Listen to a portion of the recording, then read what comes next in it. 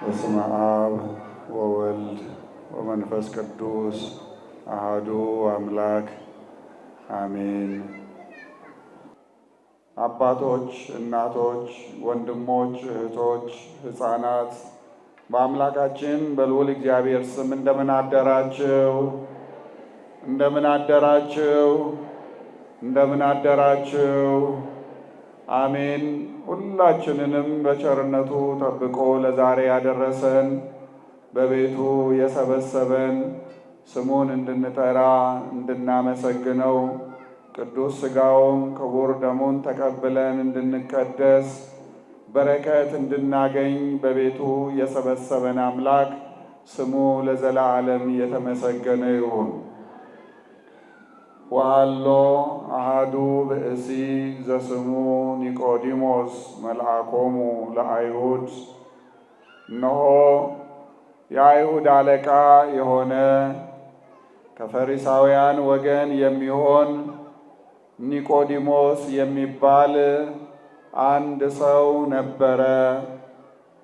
እርሱም በሌሊት ወደ መድኃኒታችን ወደ ኢየሱስ ክርስቶስ ቀርቦ መምህር ሆይ አንተ ከእግዚአብሔር ተልከህ እንደመጣህ እናውቃለን። ምክንያቱም አንተ በምታስተምረው መጠን የሚያስተምር በስልጣን የሚያስተምር አንተ የምትሰራቸውን ታላላቅ ተአምራት በስልጣን የሚሰራ ከእግዚአብሔር ከተላከ በቀር ማንም ስለሌለ አንተ ከእግዚአብሔር ተልከህ መጥተሃል ብሎ የተናገረውን የመድኃኒታችን የኢየሱስ ክርስቶስን ሰማያዊ አምላክነት ከሰማይ መውረድ እውነተኛ ጌታነት የመሰከረውን ታላቁን የቤተ ክርስቲያን አባት ኒቆዲሞስን የምንዘክርበት ዕለት ላይ ነው ያለ ነው። እግዚአብሔር ሰዎች ታላቁ የቤተ ክርስቲያን ሊቅ ቅዱስ ያሬድ እኛ ሁላችንም የምንሸኝበትን ቃለ እግዚአብሔር ሲያዘጋጅ አንድ መዋሲት ላይ ያስቀመጠልን ምስክርነት አለ። ይቤላ መድኅን ለቤተ ክርስቲያን እለለኪ ይትቀነዩ ኢይመውቱ። እነሆ መድኅናችን አዳኛችን ልዑል እግዚአብሔር ኢየሱስ ክርስቶስ ለቤተ ክርስቲያን እንዲህ አላት፣ የሚያገለግሉሽ ጠዋት ማታ ደጅ የሚጠኑሽ ለአንቺ አገልግሎት የሚፋጠኑ ደከመኝ ሰለቸኝ የሚሉ እነሆ አረፍተ ዘመን ገጥቷቸው ሞት ወደ ሕይወታቸው ደርሶ በምድር ላይ ያለው ሕይወታቸው ቢያበቃ እንኳን ኢይመውቱ አይሞቱም። የሰሩት ሥራ፣ የሰጡት ምስክርነት፣ የሄዱበት በጎ መንገድ፣ የተናገሩት መልካም ቃል እየተነገረ ሁልጊዜ ሕያው ሆነው ታላቅነታቸው፣ እውነተኝነታቸው፣ አገልጋይነታቸው እየተመሰከረላቸው ለዘላለም ይኖራሉ ብሎ እንደተናገረ ይኸውም ታላቅ አባት ኒቆዲሞስ በጌታ እግር ስር ሌሊት እየመጣ እየተማረ የተማረውንም ትምህርት በተለያየ ጊዜ በምስክርነት ያሳየ ታላቅ አባት ስለሆነ ቤተ ክርስቲያን አትረሳውም። እጅግ የሚደንቅ ነው። ይህንን ትልቁን ጾማችንን አብይ ጾምን ስንጀምር ዘወረደ ብለን ስያሜ ሰጥተን ስንጀምር ያነበብነው ምንባብ የተተረከልን የተተነተነልን መድኃኒታችን ኢየሱስ ክርስቶስ ለዚህ ሰው ለታላቁ አባት ለኒቆዲሞስ ያስተማረው ትምህርት ነበረ። ዛሬ ደግሞ ራሱን እንዘክረዋለን። ኒቆዲሞስ በትውልድ አይሁዳዊ ነው። የአብርሃም ዘር የሆነ ሰው ነው። በሃይማኖት ፈሪሳዊ ነው። ጥብቅ ሃይማኖታዊ አመለካከት የነበረው የብሉይ ኪዳን ትምህርትን የተማረ ሕግ አዋቂ ከአይሁዳውያን ጋር እኩል ቁጭ ብሎ በሸንጎ የሚከራከር የሚነጋገር ታላቅ ሰው ነበረ። ይህ ሰው ምንም እንኳ ታላቅ ሰው ቢሆን በትምህርቱ ትልቅ ኃላፊነት የተሰጠው የአይሁድ መምህር ቢሆን እንዲሁም በኃላፊነት የተሾመ የመንግስት ስልጣን የተሰጠው ትልቅ ኃላፊነት ያለው ሰው ቢሆንም ቀን የሚያስተምረውን ሲያስተምር፣ በሸንጎ የሚመካከረውን ሲመካከር፣ ለፍርድ የቀረበለትን ነገር ግራ ቀኙን እየመዘነ ሲፈርድ ከዋለ በኋላ ማታ ማታ ግን ወደ መድኃኒታችን ወደ ኢየሱስ ክርስቶስ ይመጣ ነበር። ለምንድን ነው ኒቆዲሞስ ማታ ማታ ይመጣ የነበረው የሚለውን የኛ ሊቃውንት ሲያብራሩ፣ አንደኛ ብዙ ኃላፊነት የነበረበት ሰው ነው። ቀን ቀን ያንን የተጣለበትን ኃላፊነት ሲሰራ ይውልና ማታ ወደ መድኃኒታችን ወደ ኢየሱስ ክርስቶስ እየመጣ ያልገባውን ያልተብራራለትን ግልጽ ያልሆነለትን እየጠየቀ እየተረዳ ይመለስ ነበር። በሌላ በኩልም የእርሱ ወዳጆች የእርሱ ወገኖች ሌሎቹ አይሁዳውያን ፈሪሳውያን መድኃኒታችን ኢየሱስ ክርስቶስን ለማጥመድ በተለያዩ ጊዜዎች ይሰበሰቡ ስለነበረ ጌታ የወደቁትን ስላነሳ፣ የታመሙትን ስለፈወሰ፣ የሞቱትን ዳግም ሕይወት ስለሰጠ በምቀኝነት ተነስተው ይከታተሉት ስለነበረ እነርሱ እንዳያዩት ምቀኛ እንዳይሆኑበት ከመምህርነቱ ከሸንጎ አባልነቱ ከስልጣኑ እንዳያሽሩት ስለፈራ ስለሰጋ ማታ ማታ ይመጣ ነበር። በሌላ በኩልም ጌታ ቀን ሲያስተምር ስለሚውል የሰዎችን ድካም ሲያቃልል ሲፈውስ ታላላቅ ተአምራትን ሲሰራ ስለሚውል ቀን ብመጣ ብጠይቅ የምጠይቅበት ማወያይበት ማማክርበት በቂ ጊዜ አይኖረኝም ብሎ ስላሰበ በቂ ጊዜ ይገኝበታል ብሎ ያሰበውን ምሽት እየመረጠ ወደ ጌታችን ወደ ኢየሱስ ክርስቶስ ይቀርብ ነበር፣ ይጠይቅ ነበር። መድኃኒታችን ኢየሱስ ክርስቶስ ሰፊ ትምህርት አስተምሮታል። ይህንን እንዳልኳችሁ በአብይ ጾም መግቢያ ላይ ዘወረደ ላይ በሰፊው ተምረናል።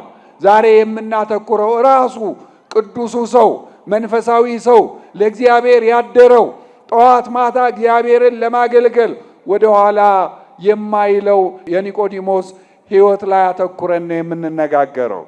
በዚህ አይነት መንገድ ምሽቱን መርጦ ማታ ማታ ወደ መድኃኒታችን ወደ ኢየሱስ ክርስቶስ ይቀርብ ነበረ።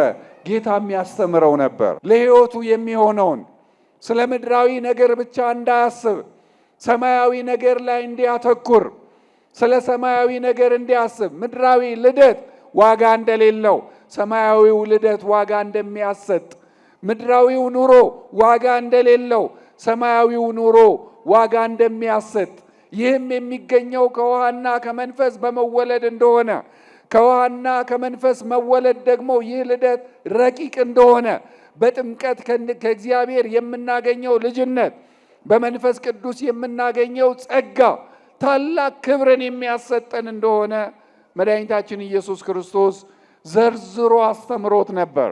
ኒቆዲሞስ በዚህ መጠን ሌሊት ሌሊት እየመጣ በጌታ እግር ስር እየተቀመጠ የሚማር የሚያገለግል ሰው ስለነበረ ከእውነተኛው መምህር ከእውነተኛው ጌታ ከእውነተኛው አምላክ እውነትን ስለተቀበለ የእርሱ እውነት ለዘላለም ጸንታ እንድትኖር በሚችለው መንገድ ሁሉ ይከራከር ነበር።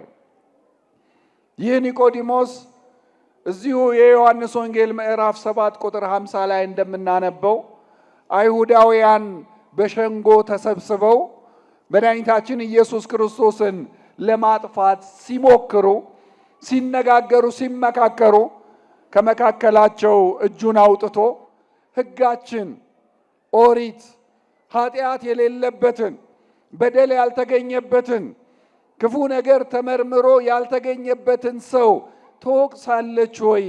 ትከሳለች ወይ? ምክክራችን እኮ ትክክል አይደለም። በፈወሰን ከወደቅንበት ባነሳን እውነትን ባስተማረን ወደ እውነት መንገድ በመራን የድህነትን መንገድ ባሳየን እንዴት በእርሱ ላይ እንማከራለን? ሕጋችንን እየጣስን ነው። የሕግ መምህራን ነን እየተባልን፣ ሕግ አዋቂዎች ነን እየተባልን፣ እውነተኛ መንገድን መሪዎች ነን እየተባልን እኛ ግን ባልሆነ መንገድ እየሄድን ነው ብሎ የራሱን ወገኖች ይወቅሳቸው ነበር። ወገኖቹ ጥሩ መልስ አይሰጡትም ነበር። ለምን? ለባለቤቱም ለጌታችን ለመድኃኒታችን ለኢየሱስ ክርስቶስም የተመለሱ ሰዎች አልነበሩም። አዎ አንተ እርሱን መከተል ትፈልጋለህ ማለት ነው? አንተ የእርሱ ወገን ነህ ማለት ነው? ከእኛ ጋር ሆነ ከእኛ ጋር እየበላህ እየጠጣህ እየተነጋገርክ እየተወያየ እርሱን በምንወቅስበት በምንከስበት ጊዜ እንዴት አብረህን አትሆንም እያሉ ይዋቀሱት ነበረ፣ ይከራከሩት ነበረ ኒቆዲሞስን። ኒቆዲሞስ በሌሊት እየመጣ ከጌታ እግር ስር እየተቀመጠ ይማር ስለነበረ ይህንን የተማረውን እውነት ከስራ ያፈናቅሉኛል፣ ስልጣኔን ያሳጡኛል፣ የአማካሪነት ኃላፊነቴን አጣለው፣ ታላቅነቴ ክብሬ ይነጠቅብኛል ሳይል ለእውነተኛው አምላክ ለኢየሱስ ክርስቶስ አድሮ ይከራከር ነበር። እግዚአብሔር በዚህ መጠን የሚያገለግሉትን ሰዎች፣ በዚህ መጠን ለእርሱ የሚያድሩትን ሰዎች አይረሳም። መልካም ነገርን ያድላቸዋል፣ የበረከት ተሳታፊዎች ያደርጋቸዋል። ይህንን ስላደረገ እግዚአብሔር ቆጥሮለታል።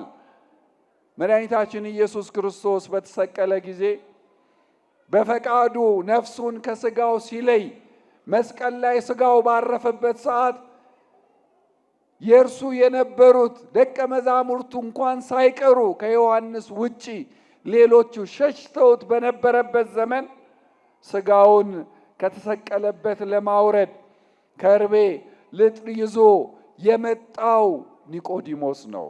ከአርማትያሱ ሰው ከዮሴፍ ጋር አብሮ መጣ። እዚሁ የዮሐንስ ወንጌል ምዕራፍ 19 ላይ ይህንኑ እናነባለን። ኒቆዲሞስ በዚህ መንገድ ጌታን ከተሰቀለበት ሊያወርድ በምን አይነት መከራ እንዳለፈ ሁላችንም እናውቃለን። 6666 ጊዜ ተገርፎ ተንገላቶ ወድቆ ተነስቶ ተገፎ መከራ ደርሶበት ነው ጌታ በመስቀል ላይ የተሰቀለው። ያንን በዛ መጠን መከራ የወረደበትን መከራን የተቀበለውን የጌታን ስጋ አውርዶ አጽድቶ በበፍታ ሸፍኖ የሚገባውን ነገር ቀብቶ ለመቅበር ወደ መቃብር የወሰደው ይህ ሌሊት ወደ መድኃኒታችን ወደ ኢየሱስ ክርስቶስ ይመጣ የነበረው ኒቆዲሞስ ነው።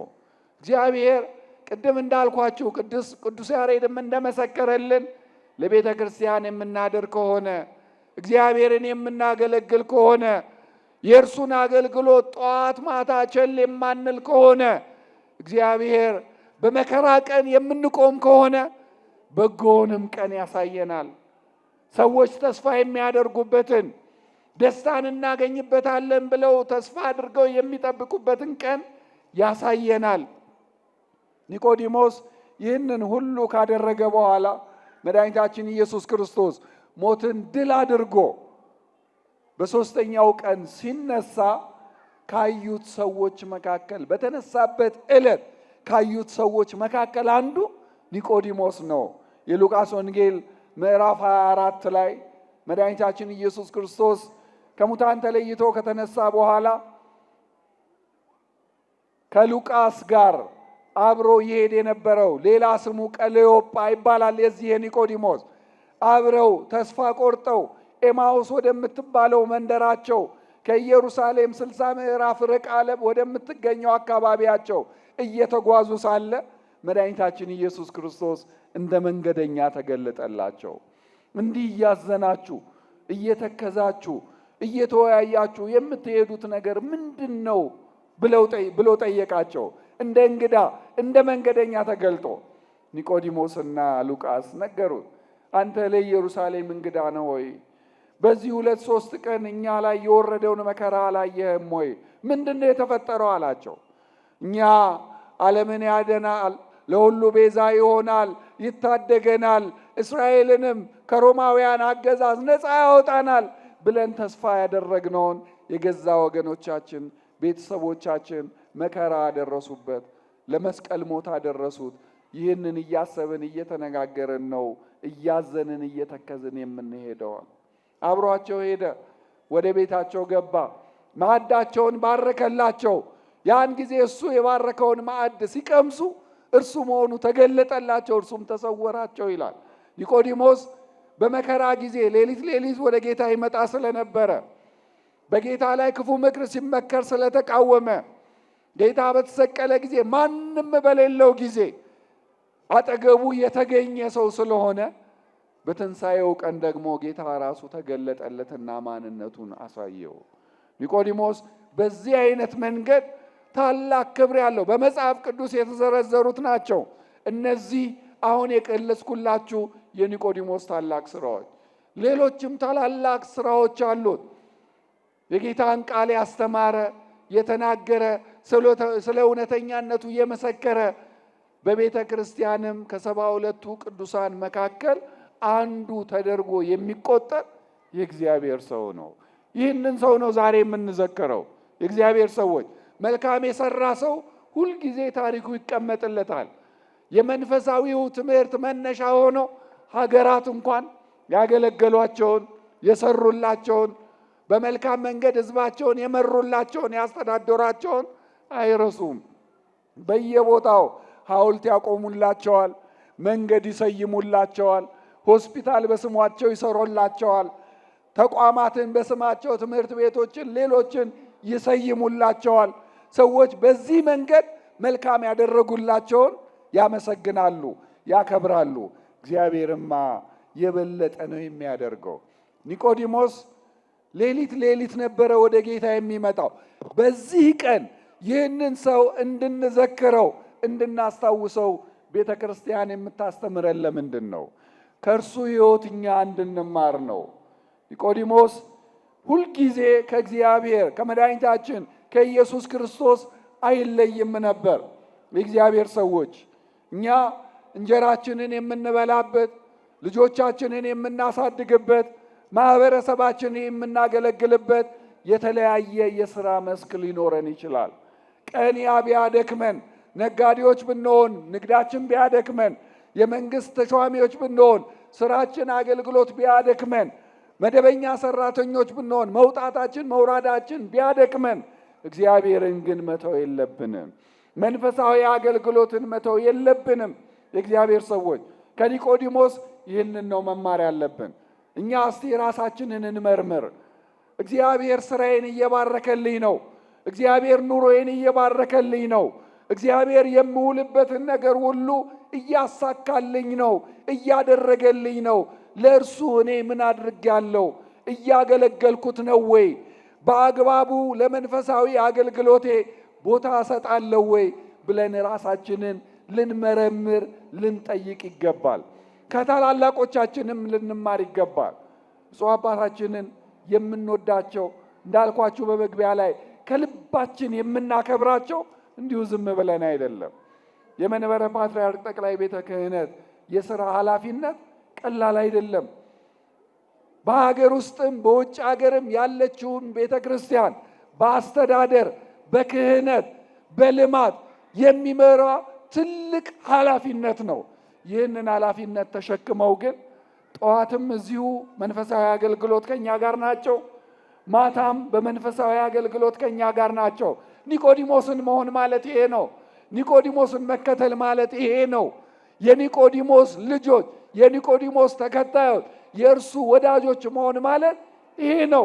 እግዚአብሔር ሰዎች ኒቆዲሞስን ስንዘክር እኔ የጣለብኝን ኃላፊነት የጣለብኝን ስራ እየሰራው ዋልኩኝ፣ እግዚአብሔርን የማገለግልበትስ የምቀድስበት የማስቀድስበት እኛ የምማርበት የማስተምርበት መንፈሳዊ ነገርን ለሌሎች የማስተላልፍበት ወይም ደግሞ መንፈሳዊ መልእክትን የምቀበልበት ሰዓት አለኝ ወይ ብላችሁ ጠይቁ ራሳችሁን።